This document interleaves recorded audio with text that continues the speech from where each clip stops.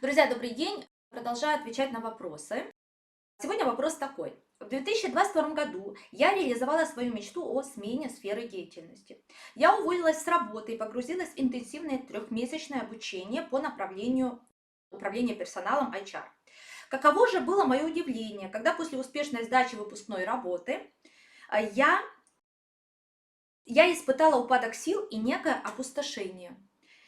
Казалось бы, я осуществила то, к чему так долго шла. Пожалуйста, подскажите, чем могла быть вызвана такая моя реакция? Надеюсь о том, что следующее мое обучение будет проходить в вашей школе. Буду рада, если вы к нам присоединитесь. Мы всегда счастливы, когда наши однодумцы, единомышленники приходят к нам.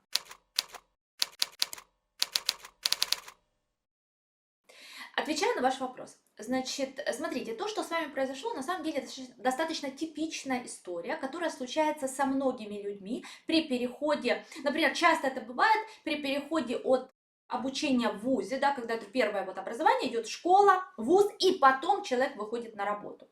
И вот этот переход у многих связан с депрессивными переживаниями. У кого-то такие они очень light, да, очень легкие, у кого-то прямо такие заметные. Тогда человек может очень часто, кстати, уходить в какое-то дополнительное обучение. Часть аспирантов, которые остаются в вузах, раньше оставались, по крайней мере, это вот эта история, когда человек не может выйти из этой матери большой института, вот, или университета и пойти в какое-то в открытое плавание, да.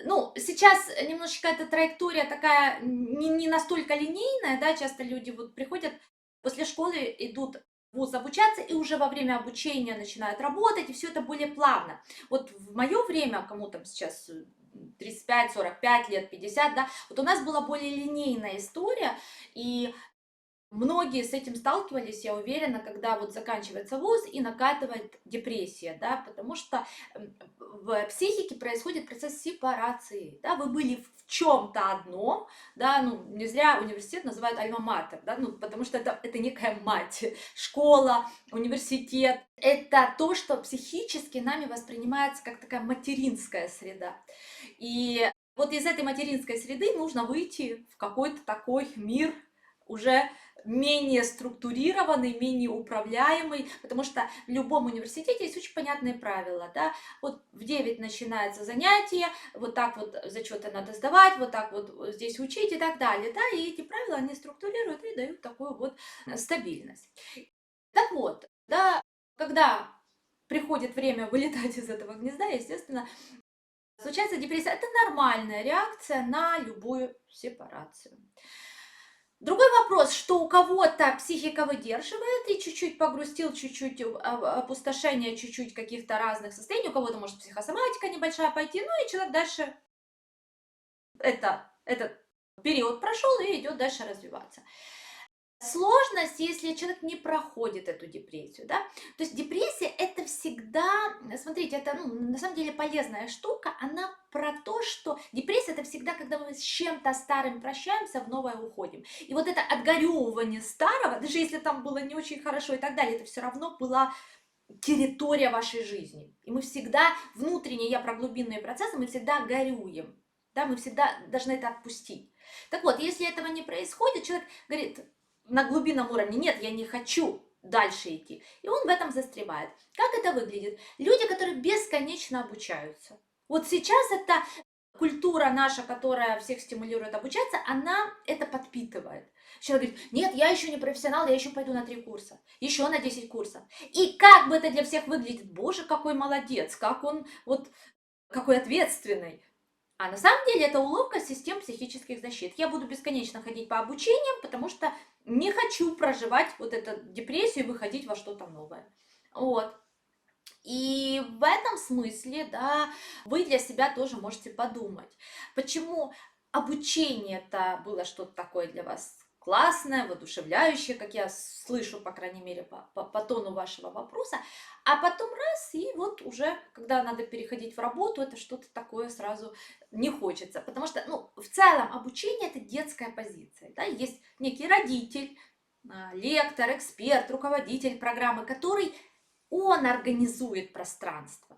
да, ну или сам институт, вот заведение, где вы обучаетесь. Все равно студенты, хоть им, не знаю, 60 лет, они уже мега-миллиардеры, но они попадают в состояние скорее детское, это в норме. А когда вы идете в работу, создавать свой бизнес и так далее, вам нужно перейти во взрослое состояние. Вот такой психический процесс. Это, повторюсь, в абсолютной норме. Просто когда вы это понимаете, вам легче эти этапы проходить. Ну и второй момент, на который я бы обратила внимание, это почему вы выбрали HR-направление. Да? То есть вы сказали, что я осуществила то, к чему так долго шла. Вот здесь мне тоже интересно, ну, это могло бы добавить понимание для вас ситуации, да, почему HR, кто является для вас, скорее всего, есть некая то ли ролевая модель, кто-то, да, на кого вы равняетесь, и у вас есть фантазия, что быть HR это быть как она, или может быть это какой-то, не знаю, там, герой литературный или из кинофильмов, еще что-то, блогер какой-нибудь. И здесь может быть тоже такой страх, связанный с тем, что, а вот я уже вроде выучилась, а теперь мне надо быть как она, а вдруг я не смогу, или какая-то глубинная фантазия конкуренции, да, как она будет меня такую воспринимать. То есть здесь очень много интересных моментов может быть скрыто, поэтому как раз, ну, вы пишете, что хотите к нам идти обучаться. Я думаю, что ну, обучение психологии или работа с профессиональным психологом может здесь очень хорошо подсветить то, что происходит, и поможет вам проработать эти паттерны, чтобы они дальше уже не возникали там в других ваших отношениях или не связывались уже с новой вашей профессией. Ну, в общем, да, чтобы это внутри проработалось, и вы дальше могли уже идти в рост и развиваться в вашей любимой профессии.